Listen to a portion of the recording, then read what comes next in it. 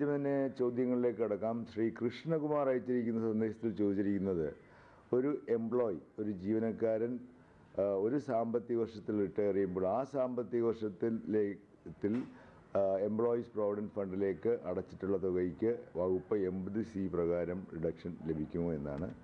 അതിന് വകുപ്പ് 80C വായിച്ചു കഴിഞ്ഞാൽ വ്യക്തമായിട്ടുള്ള ഒരു ഉത്തരം കിട്ടുന്നതാണ്.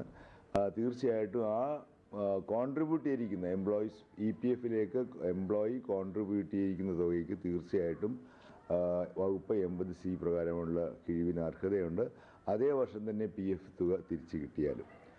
തീർച്ചയായിട്ടും നമുക്കറിയാം, PF തുകകൾ തിരിച്ചു കിട്ടുമ്പോൾ അവയ്ക്ക് നികുതി ബാധ്യതയില്ല എന്നുള്ള കാര്യം കൂടെ പ്രത്യേകം ശ്രദ്ധിക്കുക. അടുത്തത് ശ്രീ KJ ജോയ് അയച്ചിരിക്കുന്നതാണ്. അദ്ദേഹം ഒരു ഖത്തറിൽ ജോലി ചെയ്യുന്ന ഒരു നോൺ റെസിഡൻറ്റ് ഇന്ത്യനാണ്.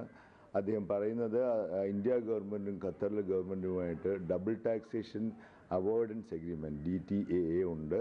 അതുപ്രകാരം 10% അദ്ദേഹത്തിൻ്റെ ബാങ്ക് അദ്ദേഹത്തിൻ്റെ NRO അക്കൗണ്ടിൽ നിന്ന് TDS ആയിട്ട് പിടിക്കുന്നത്. ഈ TDS കൂടാതെ എന്തെങ്കിലും കൂടുതലായിട്ട് അദ്ദേഹം അടക്കേണ്ടി വരുമോ എന്നാണ് ചോദിച്ചിരിക്കുന്നത്.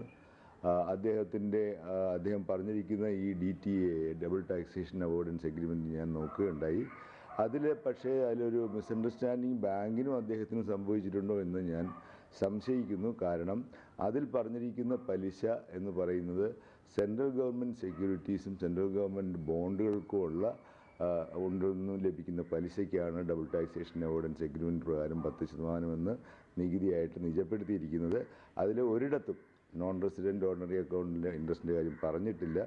അതുകൊണ്ട് എൻ്റെ അഭിപ്രായത്തിൽ തീർച്ചയായിട്ടും നിലവിലുള്ള നിയമപ്രകാരം 33.99% TDS-ഉം താങ്കൾക്ക് 1,50,000 രൂപയിൽ കൂടുതൽ നികുതി വിധേയ വരുമാനം ഉണ്ടെങ്കിൽ NRO ഡെപ്പോസിറ്റിൽ നിന്ന് പലിശയും ചേർത്ത് സ്ലാബ് നിരക്കിൽ നികുതി നൽകി ഇവിടെ ഇൻകം ടാക്സ് റിട്ടേൺ സമർപ്പിക്കാനുള്ള ബാധ്യത താങ്കൾക്കുണ്ട്.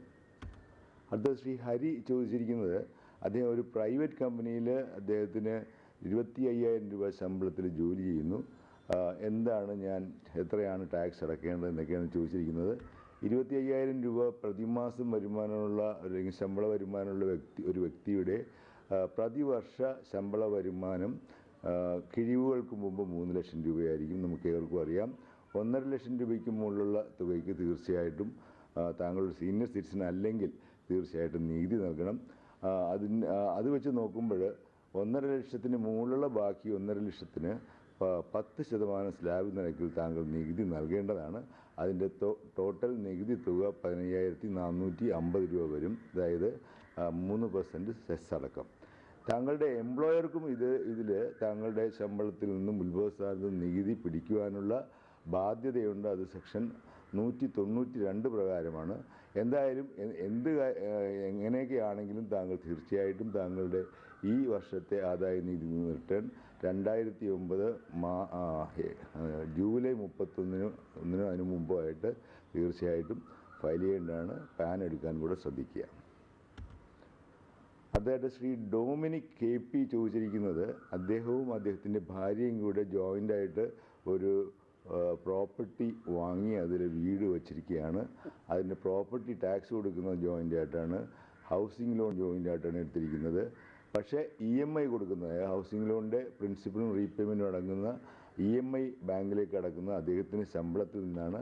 എന്നാൽ ഭാര്യയ്ക്ക് ജോലിയുള്ള ഒരു പ്രൈവറ്റ് സ്ഥാപനത്തിലായതിനാൽ അവർക്ക് ഇതിൻ്റെ ബെനിഫിറ്റ് എടുക്കാൻ പറ്റുന്നില്ല. അങ്ങനെയാണെങ്കിൽ പൂർണ്ണമായിട്ടും അദ്ദേഹത്തിന് ഹൗസിംഗ് ലോൺ റീപേയ്മെൻറ്റിൻ്റെയും ഇൻട്രസ്റ്റിൻ്റെയും ആദായ നികുതി ഇളവ് അവകാശപ്പെടാൻ സാധിക്കുമോ എന്നുള്ളതാണ്. ഈ പ്രോഗ്രാമിൽ നമ്മൾ പല പ്രാവശ്യം പറഞ്ഞിട്ടുള്ളതാണ്, ഹൗസിംഗ് ലോണിൻ്റെ പ്രിൻസിപ്പൽ റീപേയ്മെൻറ്റ്, ഹൗസിംഗ് ലോണിൻ്റെ ഇൻട്രസ്റ്റിനുള്ള ടാക്സ് റിലീഫ്, ഇതെല്ലാം ആധാരമാക്കിയിട്ടുള്ളത് പ്രോപ്പർട്ടിയുടെ ഓണർ ആരാണ് എന്നതിനെ ആസ്പദമാക്കിയാണ്. ഈ കാര്യത്തിൽ ആര് കൊടുക്കുന്നു എന്നുള്ളതല്ല, ഈ പ്രോപ്പർട്ടിയുടെ ഓണർ ആരാണ് എന്നുള്ളതാണ് പ്രധാനമായിട്ടുള്ള കാര്യം. അതുകൊണ്ട് നിങ്ങൾ ജോയിൻ്റ് ഓണേഴ്സ് ആയതുകൊണ്ട് 2 കൂട്ടർക്കും 50% വെച്ച് മാത്രമേ ടാക്സ് റിലീഫ് ക്ലെയിം ചെയ്യാൻ സാധിക്കുകയുള്ളൂ. താങ്കളുടെ ഭാര്യയുടെ 50% കൂടെ താങ്കളുടെ കൂടെ ചേർത്ത് ക്ലെയിം ചെയ്യാൻ സാധ്യമല്ല. അടുത്ത ശ്രീ ജോഷി യുണൈറ്റഡ് കിങ്ഡത്തിൽ നിന്ന് അയച്ചിരിക്കുന്ന സന്ദേശമാണ്. Service tax relief from flat പുതിയതായിട്ട് വന്നിട്ടുള്ള സർവീസ് ടാക്സിൻ്റെ കാര്യമാണ് സർവീസ് ടാക്സ് റിലീഫിൻ്റെ കാര്യമാണ് അദ്ദേഹം ചോദിച്ചിരിക്കുന്നത്. ഈ കഴിഞ്ഞ ഇൻ്ററിം ബഡ്ജറ്റ് പാസ്സായി കഴിഞ്ഞപ്പോഴത്തേക്ക് സർവീസ് ടാക്സിൻ്റെ നിരക്ക് 12% നിന്ന് 10% കുറച്ചിട്ടുണ്ട്. അതിന് റിട്രോസ്പെക്റ്റീവ് ഫ്ലാറ്റുകളുടെ കാര്യത്തിൽ പഴയ കോൺട്രാക്റ്റുള്ള ഫ്ലാറ്റുകൾക്ക് സർവീസ് ടാക്സിൻ്റെ നിരക്കിൽ റിട്രോസ്പെക്റ്റീവ് എഫക്റ്റ് വെച്ച് ലഭിക്കുമോ എന്നാണ് ചോദിച്ചിരിക്കുന്നത്. തീർച്ചയായിട്ടും ലഭ്യമല്ല.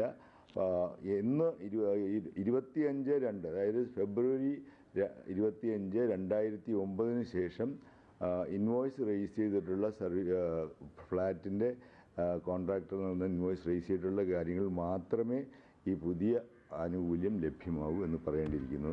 ഇതേ തരത്തിലുള്ളൊരു ചോദ്യം തന്നെയാണ് ശ്രീ കെ വിശ്വനാഥ് ട്രിവാൻഡ്രത്ത് നിന്ന് അയച്ചിരിക്കുന്നത്. അദ്ദേഹം ചോദിച്ചിരിക്കുന്നത് 25/2/2009 മുതൽ തന്നെയാണോ ഈ പുതിയ റിലീഫ് ലഭ്യമായിരിക്കുന്നത് എന്നാണ്. അതായത് സാധാരണഗതിയിൽ 2 തരത്തിലാണ് ഡേറ്റ് വരിക. ഒന്ന്, നോട്ടിഫിക്കേഷൻ ഇറങ്ങിയിരിക്കുന്ന നോട്ടിഫിക്കേഷൻ്റെ ഡേറ്റ്, അല്ലെങ്കിൽ നോട്ടിഫിക്കേഷനിൽ പറഞ്ഞിരിക്കുന്ന ഡേറ്റ്. ഇതിൽ നോട്ടിഫിക്കേഷനിൽ വ്യക്തമായിട്ട് വേറൊരു ഡേറ്റ് പറഞ്ഞിട്ടില്ലാത്തതിനാൽ തീർച്ചയായിട്ടും അത് 2009 ഫെബ്രുവരി 25 തൊട്ടാണ് ബാധകം. പിന്നെ അടുത്തതായിട്ട് ശ്രീ വർഗീസ് ജോസഫ് മസ്കറ്റിൽ നിന്ന് അയച്ചിരിക്കുന്നതാണ്. സാൾട്ടനേറ്റ് ഓഫ് ഒമാനിൽ അവർ വർക്ക് ചെയ്യുന്നു. അതുകൊണ്ട് അവർക്ക് പാൻ കാർഡുണ്ട് അവർക്ക്. പക്ഷേ ഇവിടെ നാട്ടിൽ യാതൊരു വരുമാനവുമില്ല. എന്തെങ്കിലും ആദായ നികുതി റിട്ടേൺ സമർപ്പിക്കേണ്ട പല പ്രാവശ്യം നമ്മൾ ഈ പങ്ക്തിയിൽ പറഞ്ഞിട്ടുള്ളതാണ്. തീർച്ചയായിട്ടും പാൻ കാർഡ് ഉള്ളതുകൊണ്ട് മാത്രം താങ്കൾ റിട്ടേൺ സമർപ്പിക്കേണ്ട കാര്യമില്ല. ഇവിടെ ഇന്ത്യയിൽ വരുമാനമില്ലാത്തതുകൊണ്ട് തീർച്ചയായിട്ടും ഇവിടെ റിട്ടേൺ സമർപ്പിക്കേണ്ട കാര്യമില്ല.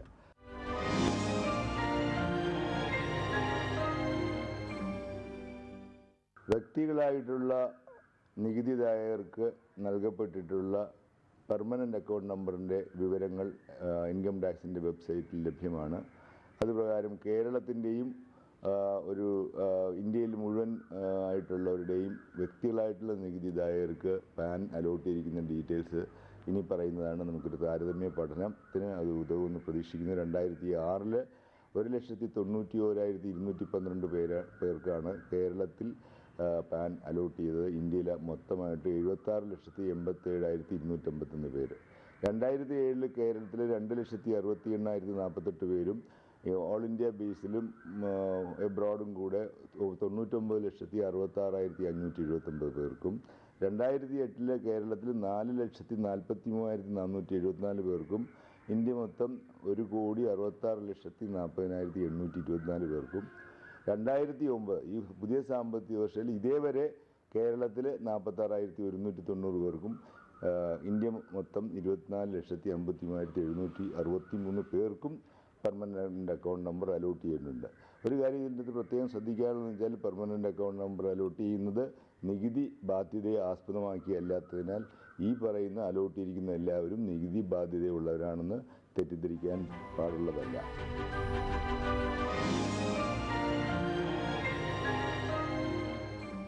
മണിയിലേക്ക് വീണ്ടും